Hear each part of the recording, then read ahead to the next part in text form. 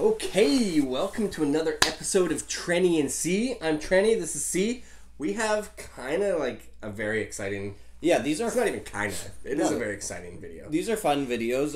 We've only done one this method before. We did a $50 versus $500 bourbon. But we've stepped it up a notch. Yeah, we've stepped it up a notch. We've moved into the Scotch world.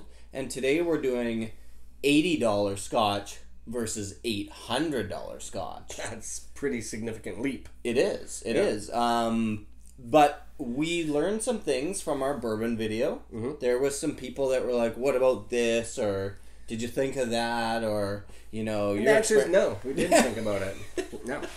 The answer is straight up no. No, we didn't consider any of that. But we're going to try and consider some of your suggestions for this video. Yeah. Now, one interesting thing is we don't have $800. No. So we didn't actually buy an $800 Scotch. We bought a sample. A sample of $800 Scotch. And we're talking US dollars here too. $800 US dollars. So instead we bought a mini of an $800 Scotch. So we're still sampling $800 Scotch. We just can't afford to buy this much of it. Right. We bought this much of it. So what we have here is we have the Glenfarclas 40-year-old Scotch. 40. Okay, that's legit. And that's obviously the expensive one, versus the Glenfarclas 12-year-old, which is much more reasonable. Much more reasonable. Readily available.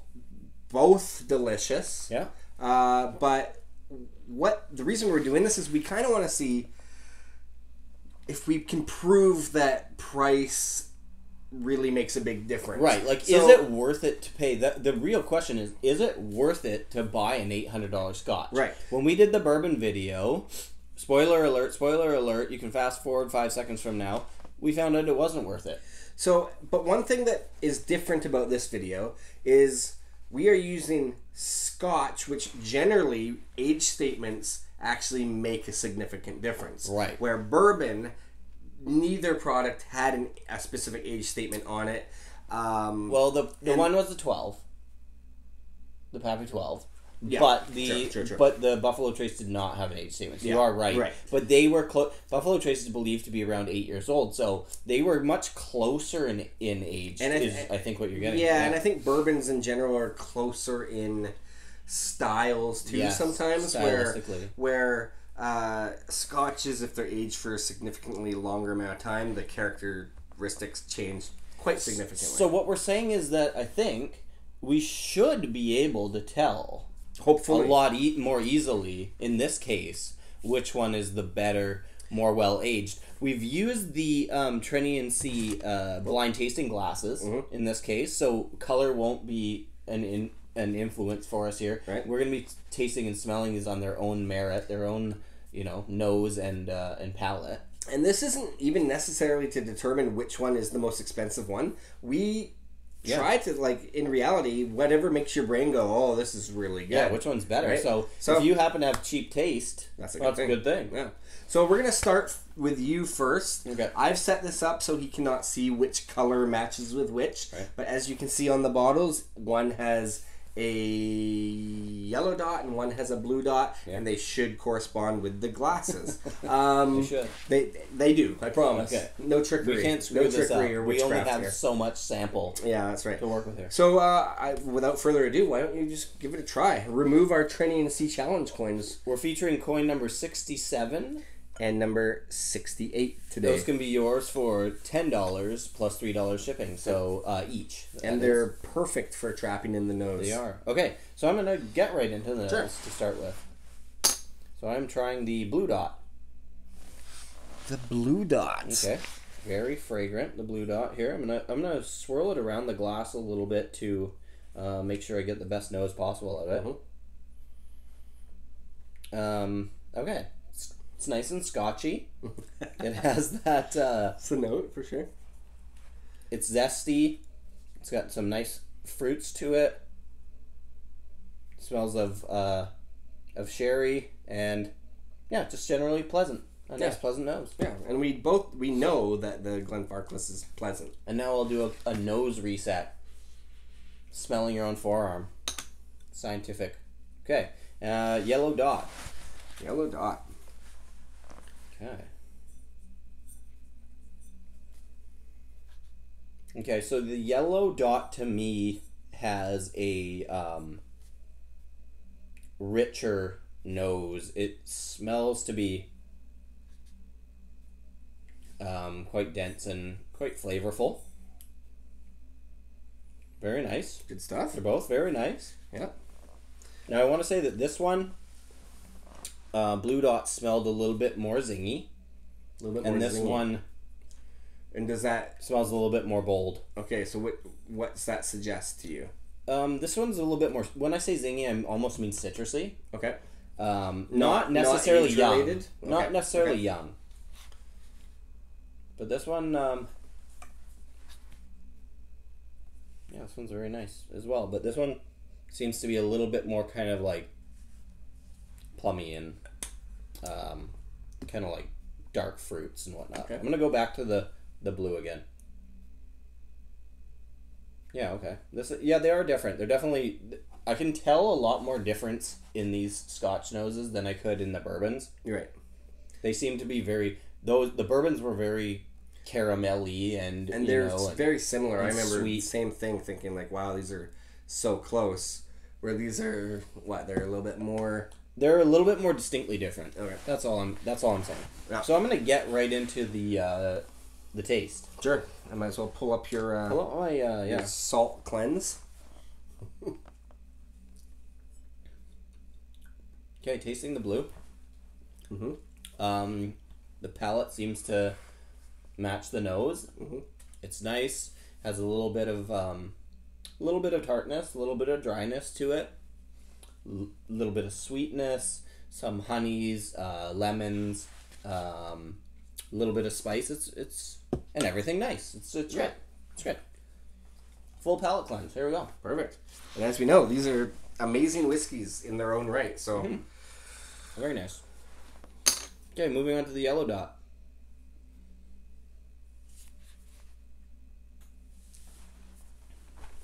Tasting yellow dot. So yellow dot has more of those leathers, kind of. Okay.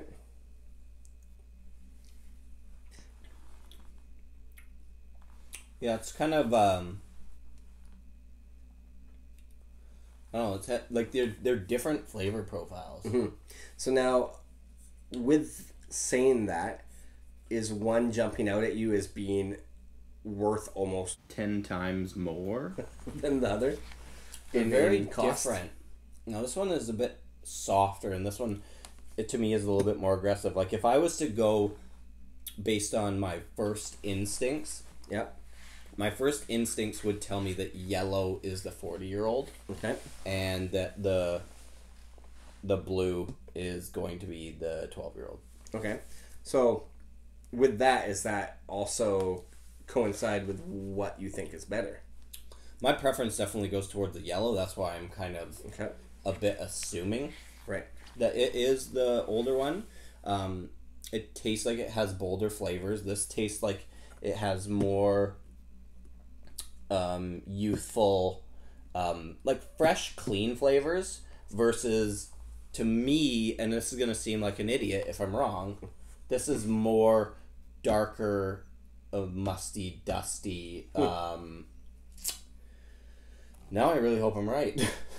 What? Well, in reality, it kind of doesn't matter. Right.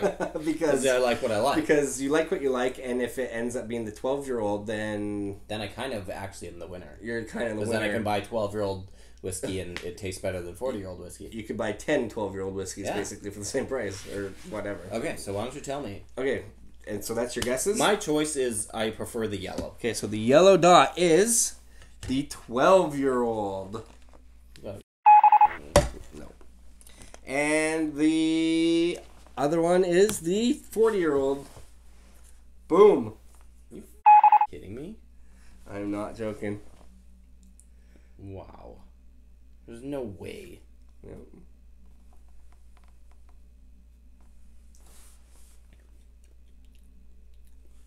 I don't know. I don't know. Stunned. What to say. Currently stunned. Absolutely blown away. Yeah, but the thing is some people watch this and they crazy. They pick your palate over mine. They're stupid. That's crazy to me. Okay. It's absolutely insane. That's insane. Should we switch? Yeah, we have to.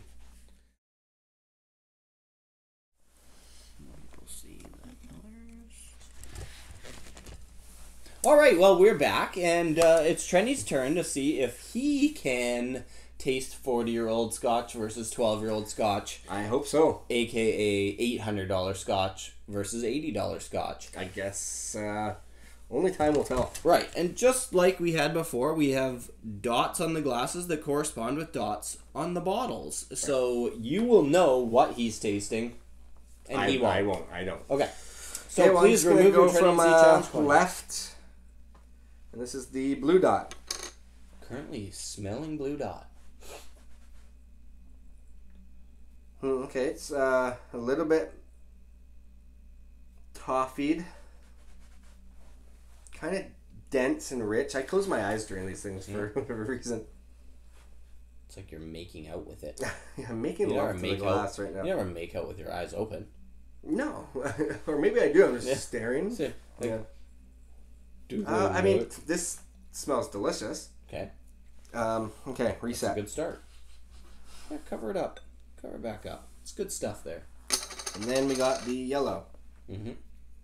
I kind of like, is it bad that I like hope you get it wrong? Like Fair for enough. my own sake, so I don't look like a complete yeah, fraud. It's hard because they are different, but they're nice. Like they're both good. They're both nice. This one has a bit more of a... Oh, that's too hard. This one... Okay, hold on. Let me kind of do this side by side. Recalibrate, yeah.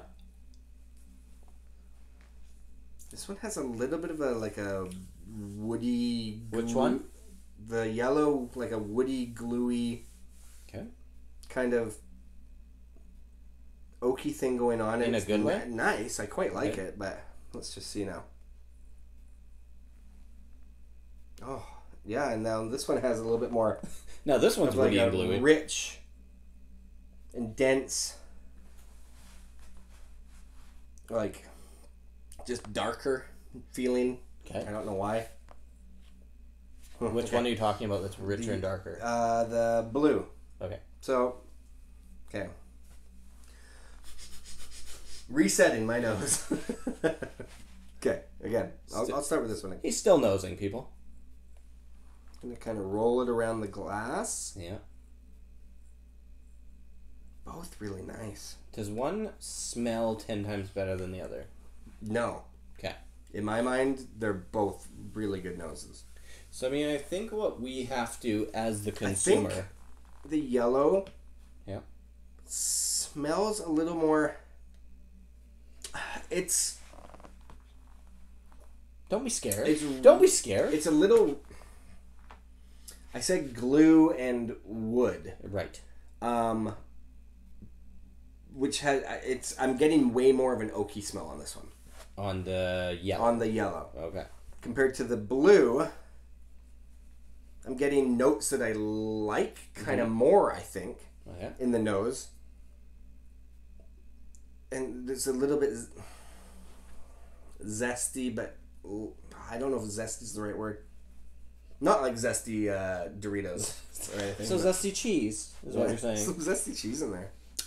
So as the consumer, yeah, we have to understand sometimes that maybe the whiskey's not going to be 10 times as good. Yeah. It's just 10 times as rare. Mm-hmm.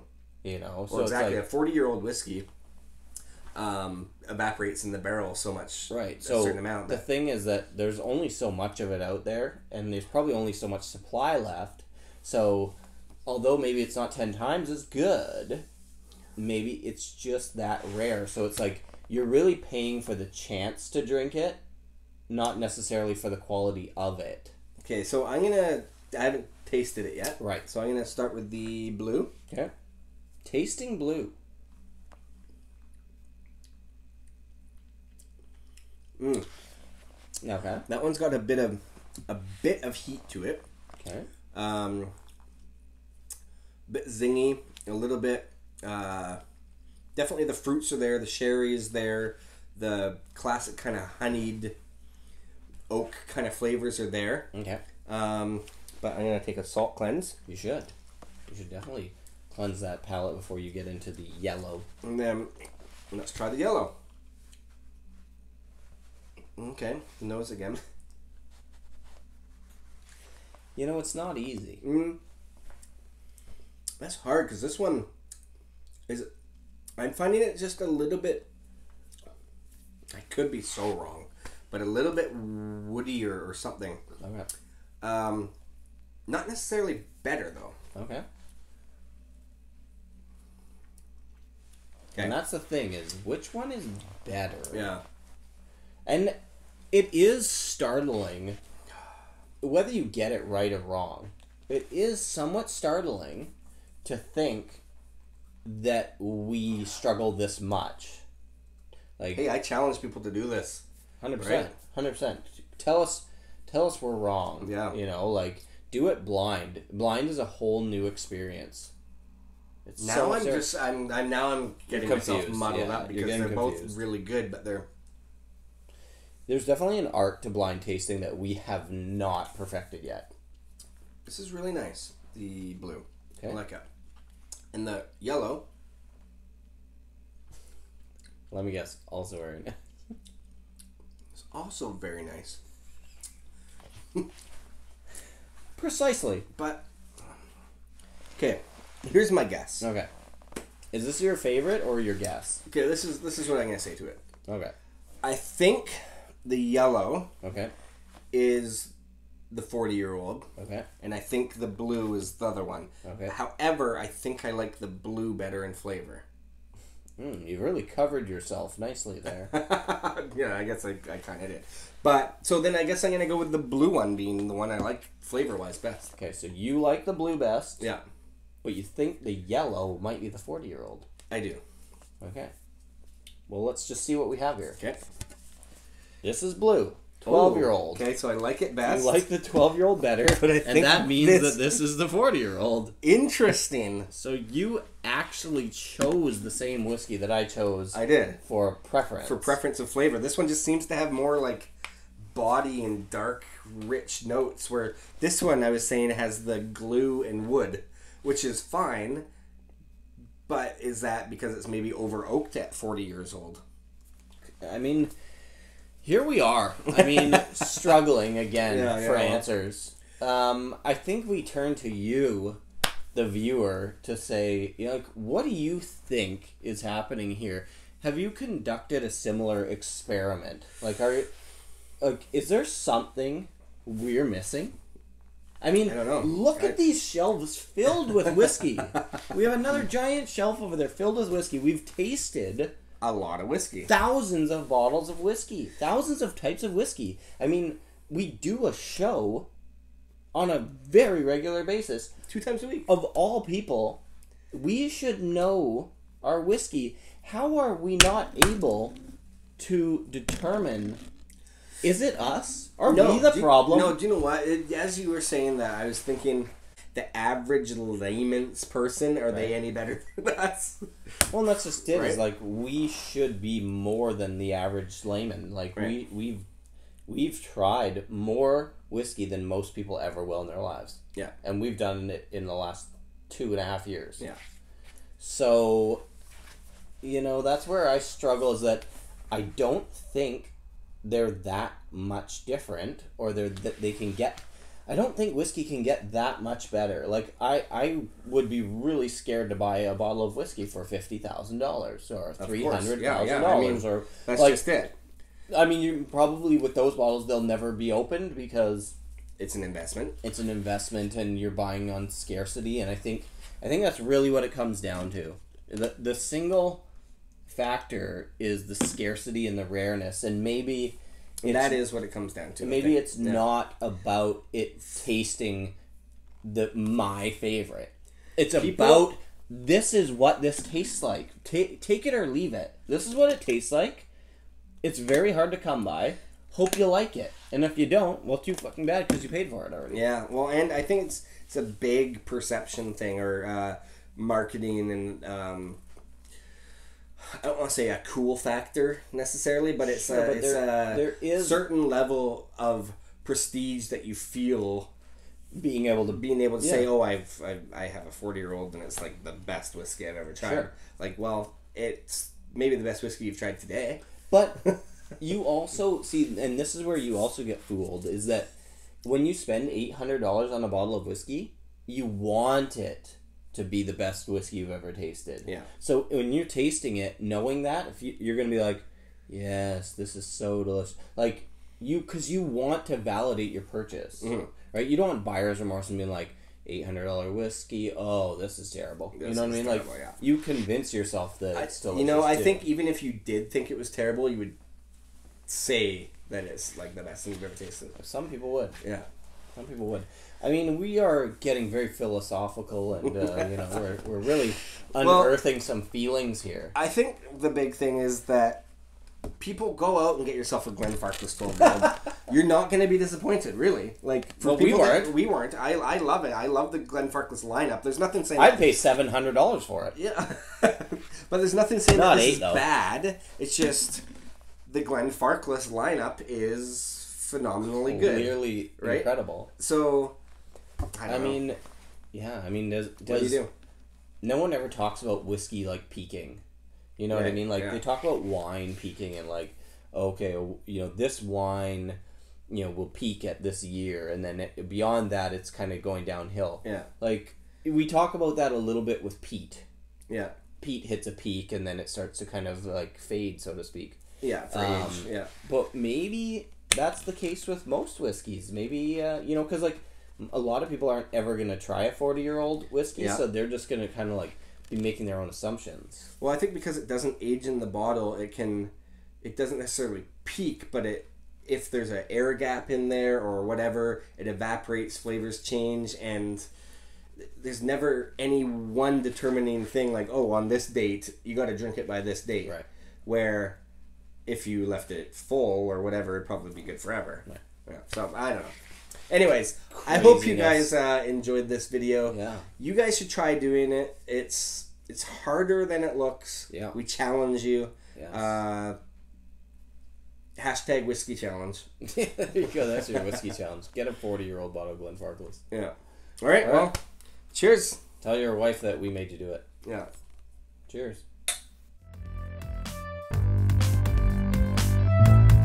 Wow! Too much. I'm out of scotch. You're out of rye.